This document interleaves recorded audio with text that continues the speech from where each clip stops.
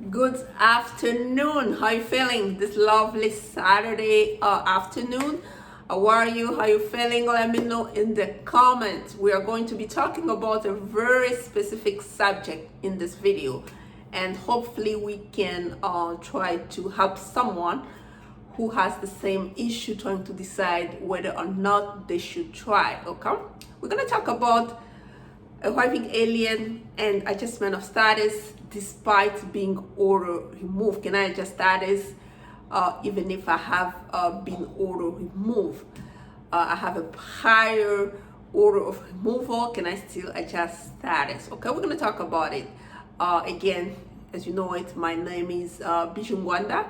I'm an immigration lawyer based here in DC. Okay, however, we do have clients across the country and around the world because we deal with complex U.S. immigration law cases. If you're new to my channel, please go ahead and subscribe, comment below.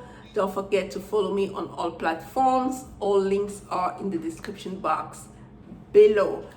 And if you need a consultation, again, do not hesitate to consult, because it's going to help pretty much give you some type of clarity on your case. Okay, and the consultation link is on the description box below. Okay, let's get right into it.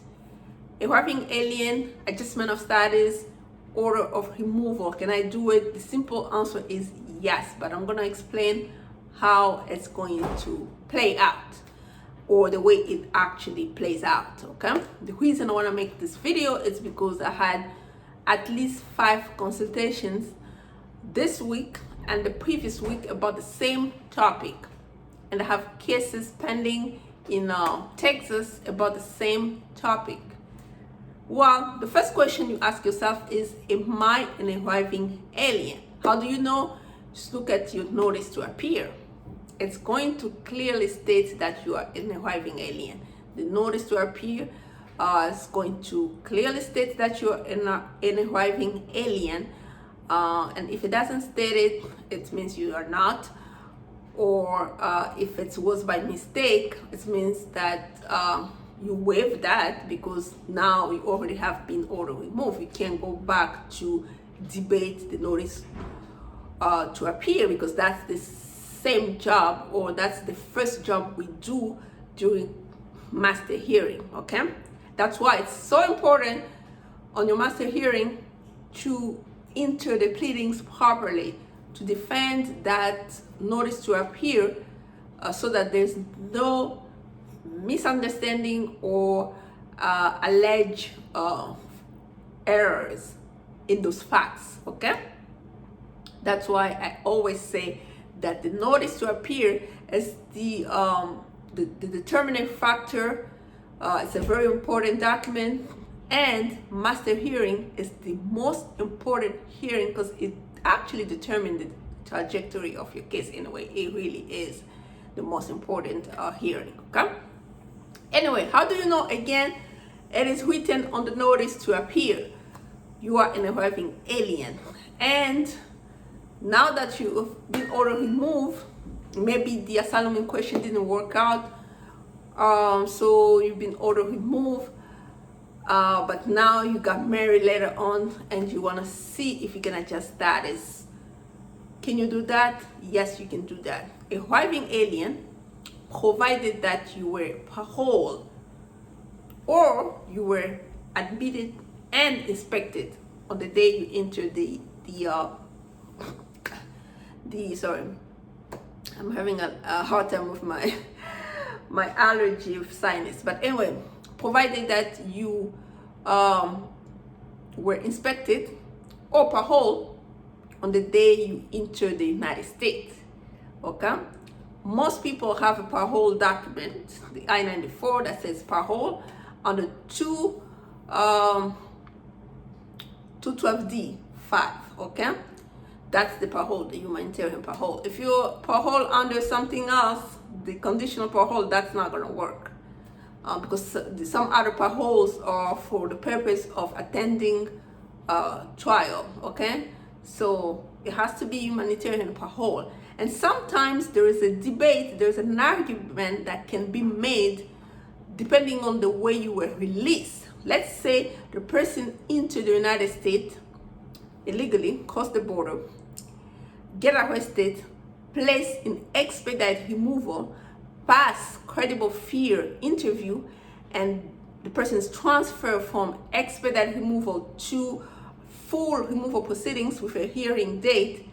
And prior to the decision, final decision of the immigration judge, you get released.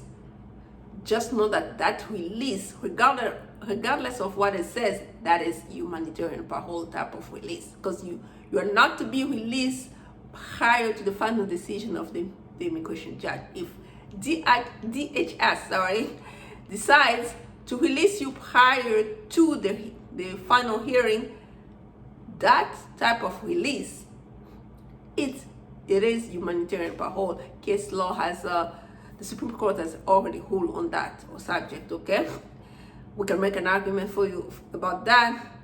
If DHS say that it wasn't humanitarian parole, we can make an argument for you about it. But we want to focus basically on clear facts. Okay, arriving alien, it states there on the notice to appear. Parole, you have I-94, or you have that interim notice of parole under 212D5, humanitarian parole, and now you've been ordered removed. Who has jurisdiction? USCIS has jurisdiction of the case as long as the order of removal has not been executed. Meaning what? Meaning that you never left on your own, or the DHS ICE did not come to physically remove you from the country. So that order of removal has never been executed. The USCIS has jurisdiction. That's why you can file I-130, I-485 with USCIS, and they have to give you the green card. But sometimes people don't make the correct argument, and then USCIS denies the green card. But you have to have a person who actually knows what they're doing, right? If they know what they're doing, then they can really help you out as far as your case is concerned. Well, we had a lot of consultations about the same subject. I'm going to talk briefly about 3 types of cases. We have one, even USCIS has made a determination that the person was in fact an arriving alien. However, USCIS denied the application because they're talking about the order of removal has not been executed. But the thing is, the person who made the argument failed to tell them that because it was not executed, that's why they have jurisdiction. So they're the one who will need to execute the order of removal, because the person who doesn't leave has a lot of reasons as to why they are not leaving. You know what I mean? So that was one case. And then later on they say based on discretion, but the argument is just wrong on its face. Like we can argue, we can actually go all the way to the federal court, and eventually, if the person's lucky, the Supreme Court can hear their case. Another one too, they had the same thing. It has been determined that the person is an arriving alien. They came here with a fraudulent document. They were parole inspected.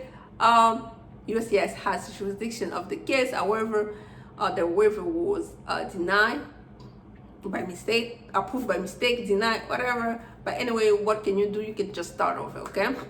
And make the same argument. Go all the way to federal court until you get a final decision. Another person too, the debate is about whether or not that particular person, okay? Whether or not that particular person was in fact parole. How do you know? If you don't have the I-94, you look at the way you were released and the procedure that got you to that point. Again, you get to the border, get arrested, placed in detention, and in expedited removal, pass credible fear interview, you get transferred from expedited removal to full removal, full proceedings, which means that now you have a date with the immigration court. And meanwhile, DHS decide to release you from its custody. The moment they do that before the final decision of the immigration judge, it is considered humanitarian parole. We can argue about that all the way to the Supreme Court, because case law are very clear on that procedure. Okay, so that's how a person who's an arriving alien can adjust status despite being ordered removed.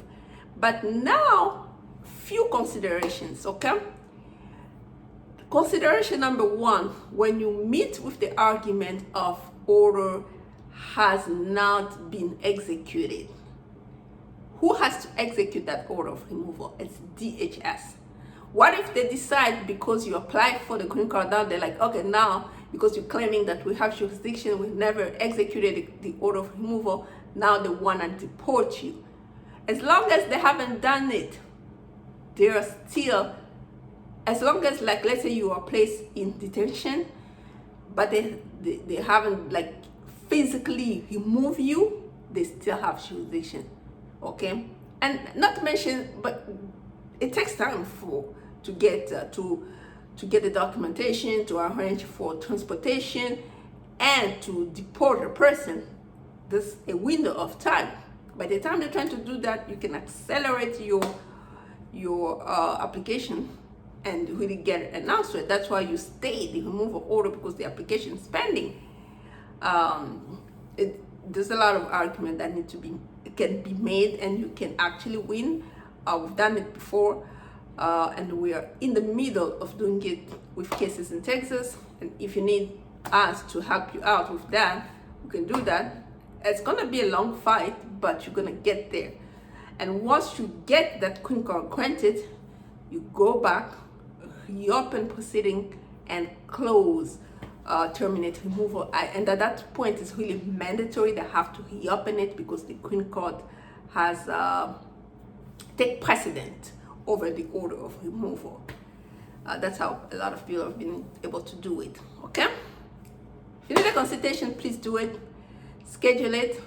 Consultation link is in the description box. Until next time, bye bye.